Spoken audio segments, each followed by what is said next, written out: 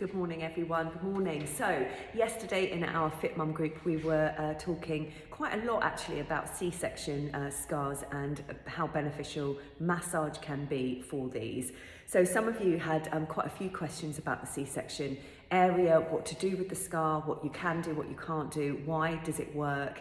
So I promised I would do a little video to explain why and just give you some examples of what you can do. So when you have your C-section scar, so I didn't have a C-section but imaginary, and I've got a line in my leggings here, which I'm going to focus on here, okay? It might be quite a nice idea in the future if anybody wants to be a little bit of a guinea pig, and we could do some filming, then we could do something like that, and I could post that in the group. Would be super helpful as well, wouldn't it?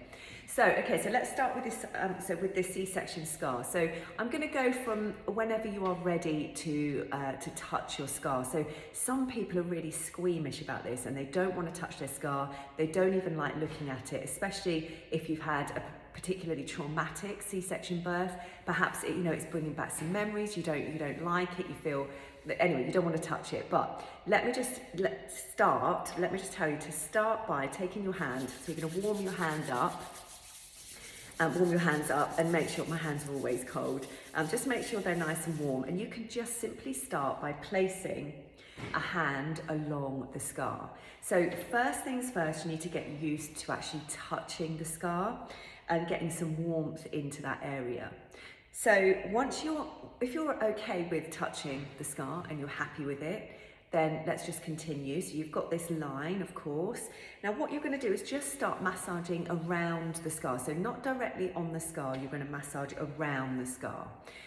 You can use a balm, you could use an oil, honestly anything that's quite a viscous oil. So you don't want something that is like a body lotion that's just going to disappear. If that's all you've got at the moment, then just use it until it's finished and get something else. But I quite like a kind of the castor oil feeling of, it's quite viscous and thick. I've got my own massage balms and oils that I use. So anyway, anything like that, olive oil, just something to get you started, and then you could look into maybe buying yourself or treating yourself a nice oil or something with some nice essential oils in there. Anyway, so we're going to start with just going around, and honestly, people don't massage their bellies enough, and even if you've not had a baby, I massage myself every day, and I do it with an oil, and I always focus on the stomach area. It's great for any kind of constipation or tension, or just, it's an area of your body just like anything else. So we should be touching our bellies, learning to love our bellies. Of course, postnatally, you always feel, oh my God, it doesn't look the same, doesn't feel the same. Well, it's not going to. And I'll be frank, it probably won't look the same ever again, but that's okay because you've got a baby, or you've got two babies, and that's okay. Just be patient with your body, focus on the strength and the recovery aspect of this, and before you know it, you'll be, you won't even notice, okay? So let's focus on this again. I often go off on a little ramble. So we're going big circles all the way round, perhaps not touching the scar in the beginning on top of the scar, simply using two fingers, and you're going to go round the scar, and it's like a up and down motion going all the way round, and if you can feel any adhesions or any lumps underneath, and if you can, just stay on that area. So you're not going into pain. It shouldn't be really uncomfortable. You might feel a little bit of resistance, a little bit of tension, but no pain, okay? And of course, if your scar is weeping or it's infected, or you can see it's super red and sore, go back to your GP or get in contact with your midwife, because that does need a look at if it's infected. If it's infected, of course, you need antibiotics, and we need to get that sorted out. So don't go over a scar that looks like that. Some numbness, some of you mentioned numbness, and that can be really common.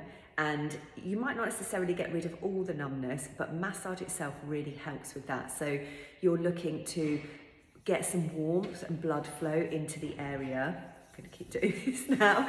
And all the way around the area, you're looking for any adhesions, any scarring. You can't see what's going on underneath, so be gentle. Just be gentle, keep going. When you are ready to put your whole hand, and gently go over the scar itself, then do. You know, it's got to be healed enough to be able to touch your scar, but you'll know that. You'll know when you feel comfortable enough to touch the actual scar line. Now, once it's warm and you've got moisture on it and around it, you might feel a bit more comfortable moving a little bit with more pressure and all the way around it. Now, when fascia is cut or moved, and fascia we've got all over the body, so we've got our skin, muscle, fat and fascia. Now, fascia is like, it's a kind of white stuff that you see, you know, when you buy a chicken breast and you've got that like white sinewy stuff, that's what it is. And you can imagine how much that moves if you think about it. Pulling, stretching, moving. Now when that is cut, those lines are broken, so it can make everything not line up and not feel like it's moving the way it should. Sometimes you might feel that if you were to put your hands above your head, for example, if the scar is here, you might feel that pulling here. Now, the massage really, really helps with this. So any tightness that you've got, it will help you. It will help with just feeling a little bit less tense and tight around that area. So what else can I tell you? So start with, you can do this every day, and probably continue it and keep continuing it, you know, months afterwards, hoping that you're just going to feel better and better with it. I'm trying to think if there's any other questions that you had. I don't think so, but if you have, just post them in this group. And I'll take you through and answer anything that I can. So, of course, speak to me in Fit Mum. You know, that's what I'm here for. Email me, message me, that's fine. Just ask me any questions. I've been doing this a long time, so hopefully I have the answer for you. I do have a massage bed in here. So if at any point you want to come in and let's just have a little look, that's absolutely fine as well. I'm also...